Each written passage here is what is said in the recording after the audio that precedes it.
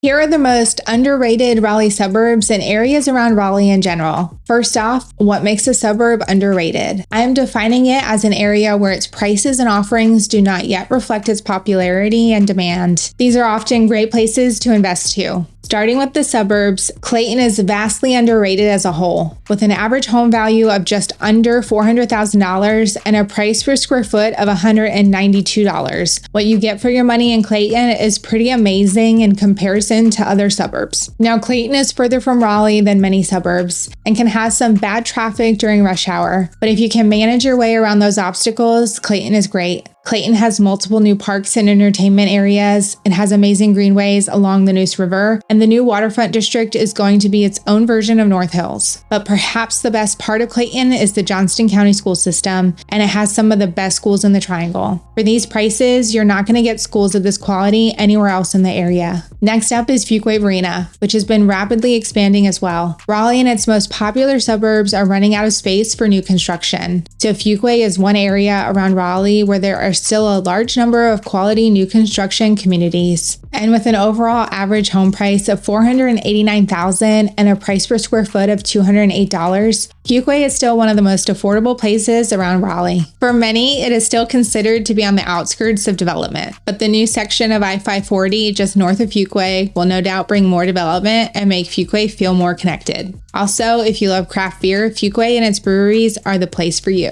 Moving on, Knightdale is another underrated suburb as its prices are still low for the area. It's in a very convenient location and development has really started to pick up. Knightdale average home prices are around $423,000 with a price per square foot of $196. So you can get a pretty good deal for the area right now. They've really started to build quite a few new construction communities as well as beautiful Knightdale Station Park, and they have opened some popular restaurants too. It's also a very short drive into downtown Raleigh. It has quick access to other parts of the Triangle as well. I would encourage you to do your research on the public schools. There are quite a few new charter and private options that have opened in the past few years. Rolesville is another suburb currently flying under the radar. While Rolesville doesn't have a ton to do on its own, it is right next to Wake Forest to take advantage of all it has to offer. And its cobblestone village will be a great entertainment space when completed. The average home prices are around $518,000 with a price per square foot of $199. So it's still pretty reasonable given its proximity to Wake Forest. Speaking of Wake Forest, this is definitely right on the edge, but Wake Forest's lower prices keep it on the list of underrated areas. While its overall average home price of $610,000 does not scream low prices, this is an example where numbers can be deceiving. It has many luxury communities that drive up the average, but overall it has many neighborhoods with homes between $350,000 to $500,000, and its price per square foot of $218 is still much lower than Raleigh and its more popular suburbs. And for those low prices, Wake Forest is a great place to live, especially for families with its various parks, events, and great schools. Youngsville is another town right next to Wake Forest that is close enough to take advantage of Wake Forest's offerings while maintaining low housing prices. Its average home value of $465,000 is pretty low for the area, and you still get good value at $202 a square foot. While it can definitely be a long drive to downtown Raleigh, it's a great option for those who want a small town with options to get back into major development quickly. And a quick plug, if you are in need of any real estate assistance in the area, we've had so many reach out from these videos, and we would absolutely love to help you too.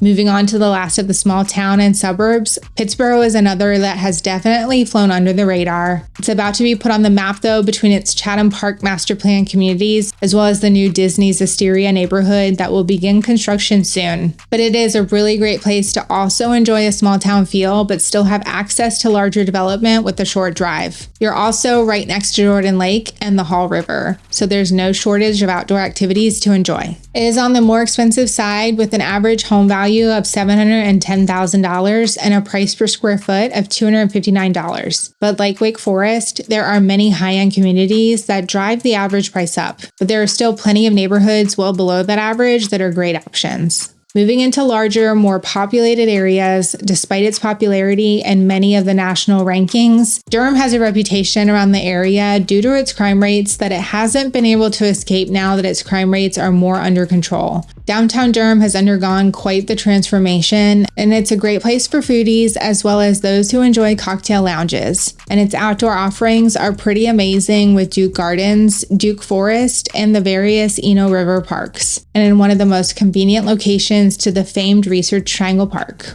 Its home prices are still pretty affordable at an average of $471,000 with a price per square foot of $247. You'll find a much larger collection of lower priced homes than many other areas. Make sure to do your research on the schools though for those with young kids. Moving on to the last area, and I believe this to be one of the hidden gems of Raleigh, is the area southwest of Raleigh. This area is made up of areas that technically have Raleigh addresses, but also some in southeast Cary and eastern Apex. These areas are in great locations overall, as it's convenient to so many things, even though traffic can be a challenge at times. And you have quick access to some of the best Raleigh, Cary, and Apex parks to choose from. But beyond those factors, the reason I'm saying it's flying under the radar is because it is about to explode in popularity now that it is encompassed by I-540. The exact same thing happened to North Raleigh when I-540 was first built up there, and home values along with development rapidly increased. So for those looking to buy, that area will continue to see higher than average appreciation over the next 10 years. I hope this list gives you some insight into which areas to look at if you don't want to be in the hustle and bustle of places like Raleigh, Cary, and Apex. Check out our more detailed videos for more information on each of these locations. I'm Allison Warnerowski, and thank you for watching. We'll see you in the next video.